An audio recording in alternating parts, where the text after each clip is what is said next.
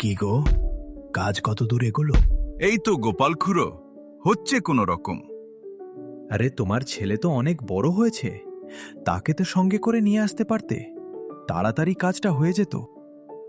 আরে না না গোপাল খুড়ো, তুমি এসব কি বলছো? আমার ছেলেকে পড়াবো, ওকে আমার মতো মাঠে কাজ করতে দেব না। ওকে আমি অনেক বড় করব, ও চাকরি করবে। চাকরি না চাই? ছেলে তো সারাদিন উড়ে উড়ে বেড়ায়, আবার চাকরি করবে? কি হলো গো, কি ভাবছো? আরে কিছু না, তুমি কাজ করো ভালো করে, আমি বাড়ি যাই। আরে খুড়ো দাঁড়াও, আমার কাজ হয়ে গেছে, আমিও বাড়ি যাব। দুইজন একসাথে বাড়ির দিকে রওনা হলো। সম্পূর্ণ ভিডিও দেখতে সাবস্ক্রাইব করুন।